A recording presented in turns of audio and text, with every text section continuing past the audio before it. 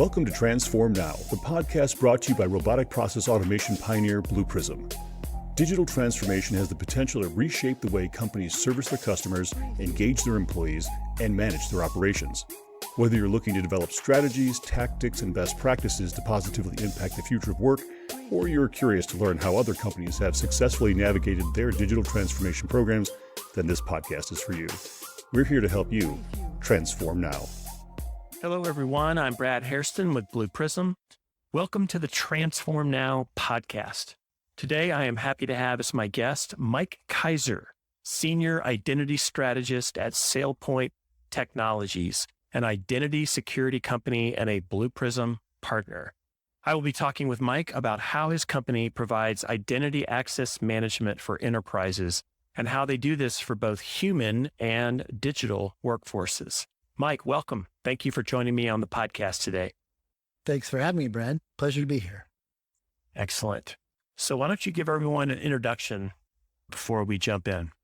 Sure. My name is Mike Kiser. As Brad said, I'm the Senior Identity Strategist currently at SailPoint. I've spent about, 18, 20 years in identity and security with a number of vendors, including IBM. I've done a little bit of everything from writing code to testing code to talking to C-levels internationally and doing international architecture. So kind of a jack of all trades there, primarily in security and most recently, of course, in identity as well. And so I've seen a lot of changes over the years and excited about where identity is going forward from here as well. Well, Mike, October is National Cybersecurity Awareness Month. So it makes all the sense in the world to have SailPoint on the podcast. Cybersecurity in general has been getting an increasing amount of attention for obvious reasons. I mean, hacks are in the news almost every single day. Ransomware attacks in particular seem to be more commonplace than ever. You've got countries around the world, you can fill in the blank here, using cyber attacks as their preferred method of state-sponsored warfare. And even the federal government is getting into the act, pushing hard for agencies to adopt zero-trust cybersecurity architectures. So quite a bit going on in this space, and identity security is right in the middle of it. Mike, without a doubt, you have one of the coolest titles I've heard of in a long time, Senior Identity Strategist. What does this role involve exactly? Well, everything and nothing. What I tend to do is I try to see where the market is, where it's going, where customers are going, what they're thinking about it, how people actually using and doing identity, if you want to call it that, are thinking and where they're headed. And so then I try and match that up to what we do, what SailPoint does. I try to guide our product strategy. I try to guide our messaging and just try to make our products be helpful for where people are heading. And along with that, I talk with colleagues in the industry. I'm involved with various standards. I speak a lot internationally, trying to pitch a vision for where we need to go as well. So it's kind of a push-pull thing, but it's pretty exciting because while I'm not ultimately in the critical path of a lot of things, I do get to influence how people think and be influenced by other great thinkers in the industry at large as well. Sure. Oh, that makes a lot of sense. Mike, how would you define identity? Well, there are a ton, I would say, of different definitions out there. I think it really, in the context of what we're talking about, using identity to drive security, I think it's the digital equivalent of who we are in real life, right? And three primary areas, really: attributes, access, and behavior. There's attributes, which is what people can know about me, address, job title, all that kind of good stuff. And then there's access, like what do I have access to based off of the combination of that identity and policies that exist throughout, say, an organization. And the behavior is what I do with that identity or just what I do in general, right? Do I have a tendency to work at coffee shops? Do I tend to wear hats, which I happen to do. And obviously some of this is more valuable than other parts of it to determine policy and determine access to things and to govern it well, but it all makes up what I would call an overall identity. And that's kind of breaking down to three categories, but obviously in the digital realm, identity can be much more than that, but I think you can categorize identity down into those kind of three buckets in a way. Okay. Mike, a quote that has been attributed to you is identity is the new blue. And in fact, we're titling this podcast that. It's such a great quote. What do you mean by that exactly? Yeah, I've been talking about this kind of odd concept for the last couple of months. And to be honest, I'm always looking for a story to talk about things that are significant in our space, especially around identity, because I feel like stories communicate these concepts better than just telling people facts or numbers or anything else. And so a day is a new blue. I think identity is having a moment. And reading back in, oh goodness, like January of 2020, I came across this book talking about the history of the color blue. And it turns out originally blue did not exist. You see, in the ancient Western world, blue was a largely non-used color. It was too hard to procure the materials, way too hard to work with. There were some elements that used it in Greece and Rome. They used it sparingly for different reasons, but it was never a primary color. It was never the main foreground color because it was just too difficult, right? And so as a consequence, since the color technology didn't exist, the cultural significance for blue didn't exist either. In other words, if you wanted to tell a story, you wouldn't use blue, right? Maybe you've heard of Little Red Riding Hood, a little girl dressed in red, carrying a pot of white butter to her grandmother, or someone dressed like her grandmother who was wearing black. Red, white, and black were basically the entire palette of the ancient Western world. And it's not that blue didn't exist, to be clear, right? Greeks and Romans saw the blue water, they saw the blue sky, but if you wanted to paint or do something, you wouldn't use blue to represent it. Now, all that changed in round about the 12th century. A couple technology advances took place in stained glass in France and in other places in Europe in terms of how they could actually dye clothing blue. And it was distribution and productions took off a little bit.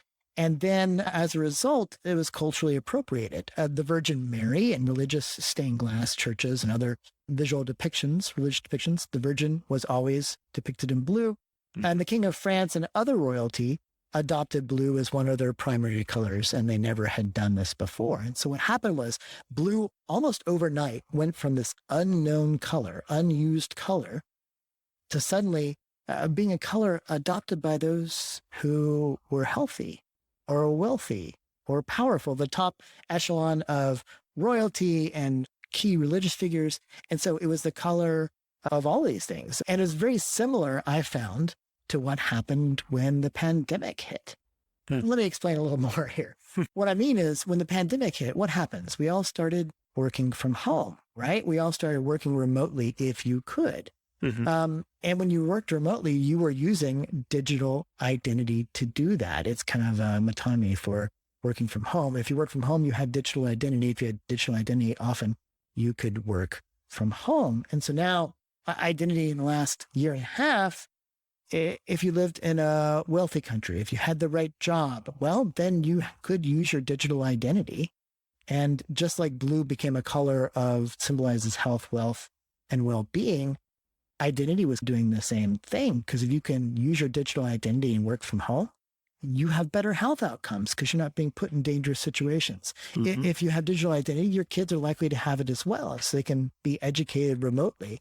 And so it's just this fascinating parallel. Identity has always existed, but in the last 2 years, and especially with the rise of things like zero trust, identity has come to the forefront and it's having its moment like it never has before. And so identity is paralleling blue. There's a whole lot more we could talk about, but blue goes from almost nothing to over time being widely distributed, widely available, much like blue jeans, and becomes the most popular color in the world. And I think that's the trajectory identity is on, and we'll see it grow into over time. Wow, that's fascinating. Love that explanation. Mike, as you talk with companies about identity access management and cybersecurity in general, Where do you see most organizations falling short? Originally, I would have said, a year and a half ago, I would have said being prepared for change. Mm-hmm. When the pandemic hit, we had a lot of organizations, a lot of enterprises throwing in MFA, throwing in things to facilitate this new environment, right? Where the old assumptions didn't quite apply any longer. Mm-hmm. We've gone past that wave. And what I'm really pushing organizations into these days is thinking ahead, thinking forward. With identity having its moment, like I said before, Mm-hmm. at this point, we have the attention of boards and decision makers in almost every organization, right? And so I'm encouraging companies and organizations to think a step ahead, not just to catch up to where they should have been, but now that they have this focus, now that they have this capital, if you will, to push ahead and say, what's the next growth edge that we can get to? Not that we're neglecting what we're doing, but making a leap in what we're doing. Instead of just playing catch up, Mm-hmm. maybe going to passwordless, or think about how ML or some other newer technology could actually be brought to bear in the core use cases for that organization. And it's a challenge, right? It's always a challenge for any of us to be stretched and to think creatively and about the future rather than about what we haven't done in the past, maybe. Right. So Mike, where does SailPoint fit into all of this? How do you help companies identify where the blind spots are as it relates to identity? Could you explain that? Sure. Well, if identity is having a moment, then it is a key way of controlling the access that's being granted, right? If you're making access decisions based on policy and that's being based off of ultimately identity, Mm-hmm. then you're going to have to trust those attributes and the knowledge about the behavior you have about those identities, right? You're going to make sure that those attributes, the sources of identity, are accurate, they're trustable. And then you're going to make sure that policy based on identity is enforced throughout the entire organization. And so that's what SailPoint does. It gives you visibility into all of your identities, gives you a visibility into all of your data, your resources, your applications, the access models within those. And then it abstracts it back out to give you a single view of what each of those identities has access to, and gives you a central place to govern it, control it, establish policies so that speed and scale can be enforced, no matter if it's a human or a digital identity or really anything else. And then most importantly, especially for a lot of heavily regulated industries, it gives you a way to show that you've done what you said you were going to do. A provable route to say, look, here's the record of all the decisions we made and why. And here's proof that we are responsible and ethical with using identity to secure access to all these data, resources, and applications for our employees, for the organization, and for others as well. Very nice. Mike, when companies embrace RPA and they start using digital workers to automate processes all over the enterprise, security and compliance are clearly always top of mind. For example, it's important to understand that digital workers routinely request access and they manage identities just like humans do. So how does the integration of SailPoint and Blue Prism give enterprises visibility into governing digital workers just like their human counterparts? It's really funny because I've watched this growth of the use of bots and robotic process automation over time, right? Mm-hmm. And I like to think of it as a spectrum of IoT. From one end where you have these passive devices all the way up to you have really complicated AI and everywhere in between. And as you move up the spectrum, especially into something like robotic process automation, you wind up needing the same things you would with a human user, a human entity, right? Mm-hmm. It has access to things, it needs to be governed. And so SailPoint and Blue Prism together help people to do that, right? Basically, it maintains the up-to-date information about Blue Prism credentials while assuring the access to those credentials is appropriate. It does governance over top of the Blue Prism perspective so that you're not just managing human identities or not just managing machine identities, but you're governing the whole set so that no matter if it's digital or human, you have an up-to-date viewpoint showing you what those digital identities from Blue Prism or human identities have access to and help you govern it over time. Well, clearly digital workers do interact with sensitive business data and applications as part of the automation activities they do. So it makes sense that digital workers, while not being the same as human identities, do need the appropriate level of governance. For sure, right? Just because they're digital doesn't mean they're not something that needs to be governed. And in fact, I would argue that it's even more important that your digital workforce has the oversight that identity governance can provide. And it needs to be at speed and at scale, right? Because unlike humans that get hired, even if they're contractors, they get hired on some week-long, month-long contract base. With robotic process automation, they come up and down really, really, really quickly. And so you need some system that's integrated and automated to be able to handle that kind of speed and scale. And so together, that's what SailPoint and Blue Prism does, right? It retains a repository of the credentials, which can be granted access to Blue Prism roles, processes, and resources. And then again, SailPoint puts identity governance on top of that. So they can aggregate credentials and access rights, add and remove access rights to credentials, enable, disable, anything that's governance related. You definitely need that. And I think the combination of powerful solutions like Blue Prism and SailPoint together are definitely the way to go, like I said, because it's going to be more and more automated going forward in particular. And so you'll need something that's integrated in systems that can understand and work together to provide that oversight and protect those sensitive resources. How do organizations benefit the most by using SailPoint and Blue Prism together? About 4 or 5 ways. First, I would say intelligent automation and efficiencies, right? You have the comprehension of the digital workforce. You're reducing unnecessary manual processes because all of that is automated between the two. And therefore you can decrease staffing costs and other things. Basically, you're driving efficiency in your business. Second would be visibility and management, able to see everything your digital workforce has access to and be able to modify that access as you see fit. Correct accessing and versions would be the third one.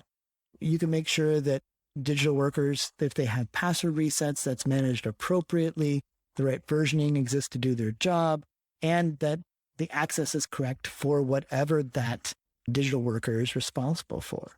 Fourth, I've already hit on this, which is auditing and compliance, right? You want to be able to prove that you're doing what you said you would do. And then 5 is kind of policy and plans, right? Basically, you're defining what happens when these events happen, or what takes place if a digital worker comes in and they fit into this category, or if you want to retire a digital worker or create a digital worker, you want these plans already established and enforced beforehand. So these 5 ways are the ways that most organizations can benefit from using SailPoint and Blue Prism. And this has been a long journey, right? This has evolved over time. I'm sure y'all at Blue Prism have seen the same thing. I had conversation after conversation with enterprises who didn't even know that they had organizations who were spinning up their own bot repository. And so they needed something to be authoritative, almost like the equivalent of an HR system, but for digital identities. And so companies like Blue Prism and y'all came along to do that and provide that. And so having those conversations really has formed how SailPoint and Blue Prism work together. And so it's based off of those needs rather than us saying, well, we think this would be helpful. No, it's actually real world scenarios and real world outcomes that we're trying to drive together, both organizations together.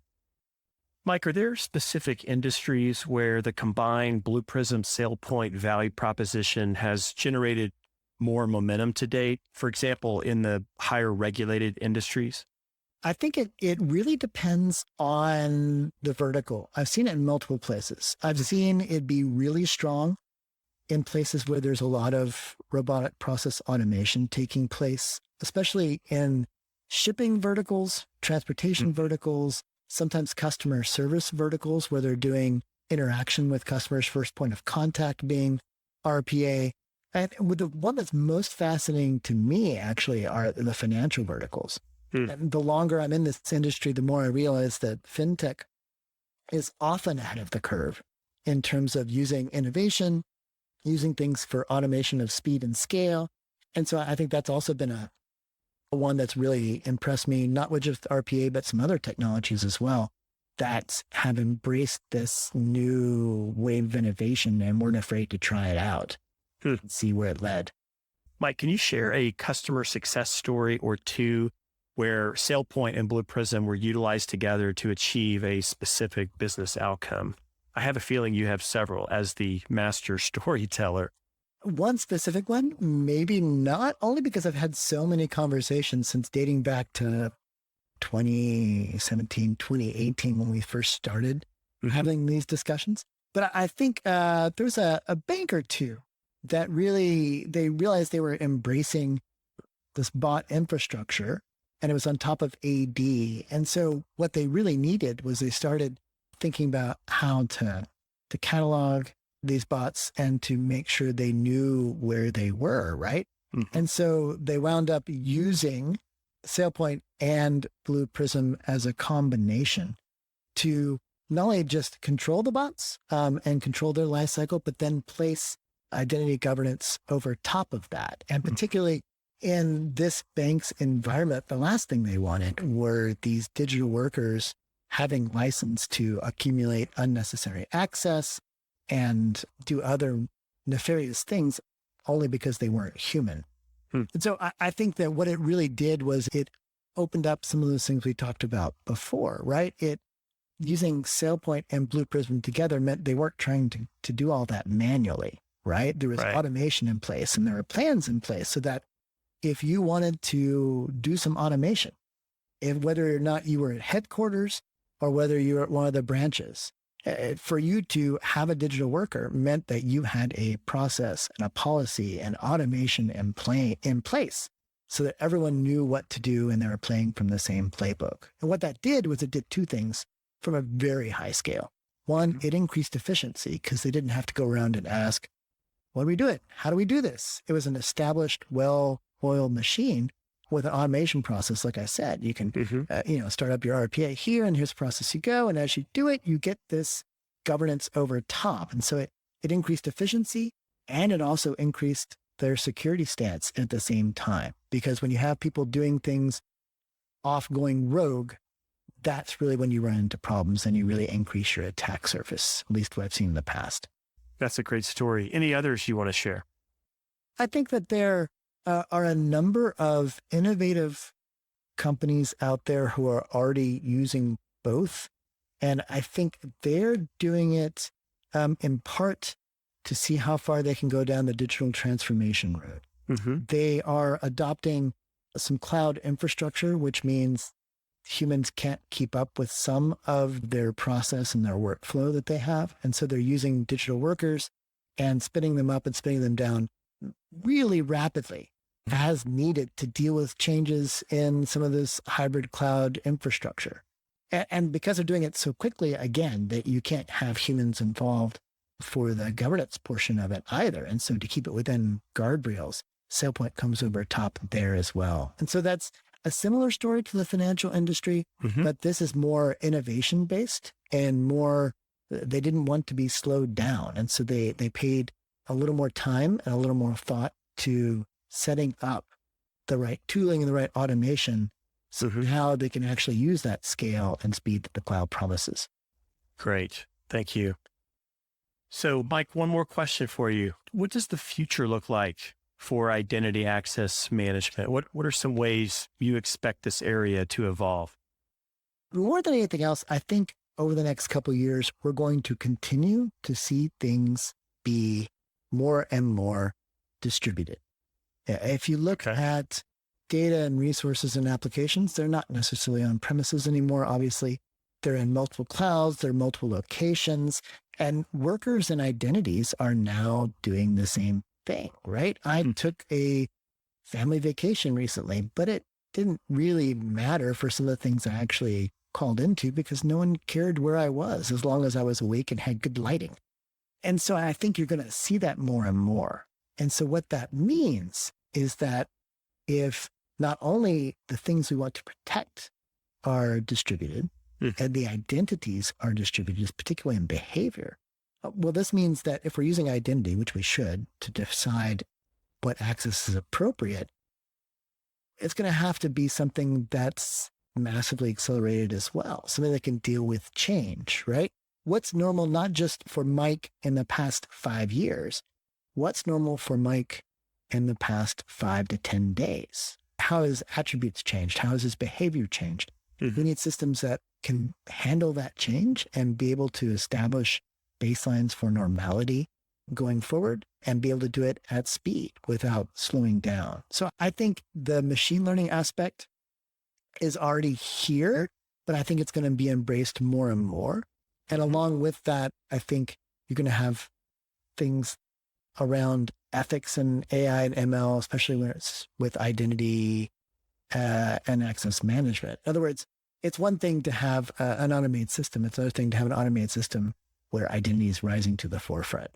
If you think about some of these ML solutions, they need to be able to explain the decisions they're making, not only to auditors, but also to humans, right? More and more of our lives will be controlled by digital workers and by digital identity. And so I think it's going to accelerate. And ultimately, I think one of the things we're going to have to really answer is how to accelerate that, but also how to accelerate it ethically. And that's a whole different half hour to an hour discussion we could have.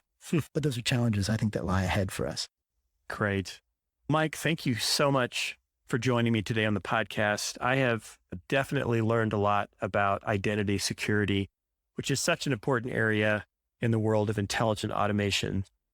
Digital workers are definitely unique. They can be encrypted. They produce an immutable audit trail. So there's a lot of things intrinsically about them that lends itself to better compliance and more security. But you have articulated really well how SailPoint can add an even greater level of governance and security around a digital workforce. So thank you so much for sharing your thoughts and your insights, and be well. Thanks for having me, Brad. It's been a pleasure. Thanks for tuning in to Transform Now. For more insightful discussions on digital transformation and more, check out our podcast channel where you'll find all of our previous episodes. To make sure you never miss an episode, subscribe to the show on your favorite podcast player. And if you like what you heard, please leave us a review. For more information about digital transformation and the future of work, check out blueprism.com to learn how Blue Prism's digital workforce is enabling enterprise transformation now.